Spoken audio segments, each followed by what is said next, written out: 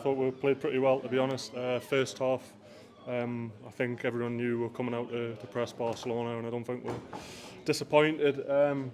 We're unlucky probably not to go in maybe a goal up, but second half I think they really sort of showed their class. The midfield three stopped us getting the press going second half, and then I think Marcus has popped up with two really quality goals, showing probably why they're one of the best teams in Europe. Was it, I guess before the game, so much hype going into it? How did you manage it this time compared to when you faced PSG here? Yeah, I think it was a different experience. I think we've had that experience of 2 years ago. It was the same with the cup final, going back to that. I think the first time we got the Champions League, it was just a lot of emotion in it, where it was, I felt like we really deserved to be here, and we're ready to perform tonight. Listen, it's disappointing. We don't want to start the campaign losing, but I still thought we performed pretty well.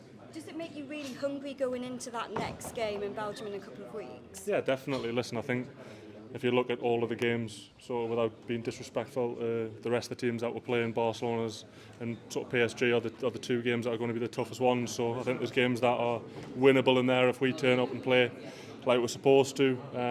It's a sort of, if we're not going to win, we're going to have to learn from that and grow from that, and we'll be a better team for it.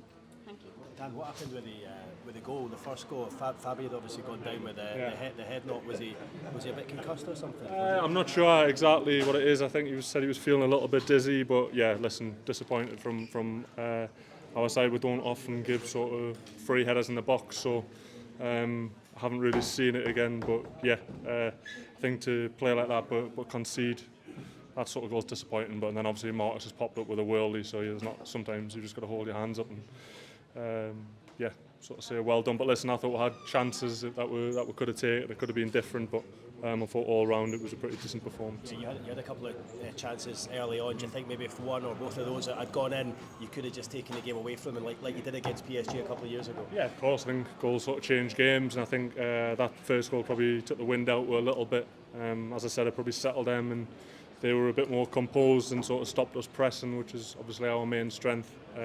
Even the 7 minutes added on, they probably kept the ball for about 6 of it, so that's a bit of a killer. But I thought that they've showed why they're one of the best teams in the world. Dan, in terms of lessons being learned, it feels like the cliche, you've got to take your chances at this sort of level. You mentioned the chances you had. They didn't have too many and took them, and you sort of didn't, and that's what you've got to think of. Oh, and there's something we worked on during the week. So Barcelona play the highest line in Europe's top 5 leagues, so it's something that we worked on getting behind, and we just didn't take the chances when we had them. And as I said, Marcus has popped up with 2 very, very good goals.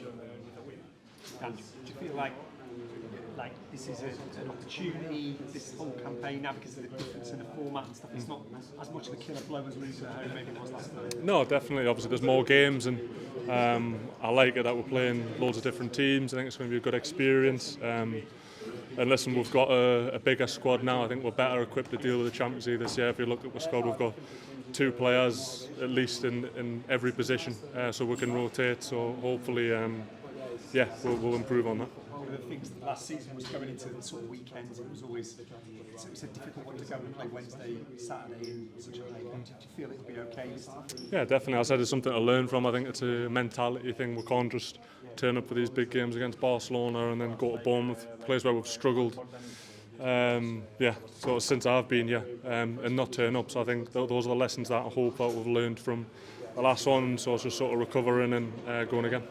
Dan, obviously a moment of magic decided the game tonight. Is that a sort of cruel reminder of how sort of cruel this competition can be, and how one moment of magic of quality can sort of decide wins and losses? Yeah, listen, it's I don't think you'll see many players who can strike a ball as sweet as that. And obviously the first one from our point of view is a little bit disappointing, because I think that can be prevented, but the second one, sometimes you've just got to hold your hands up and say it was a good goal. Just wonder, Sunday, how important is it to get a win then, build some momentum really? Yeah, definitely. Listen, we got that win at Wolves, which I thought we needed, probably not as well as we've played before, but we got the win. But now it's important that we go to Bournemouth and get the result that we want. As I said, we've not played well there since I've been here anyway, so it's something we look to put right. Thank you very much.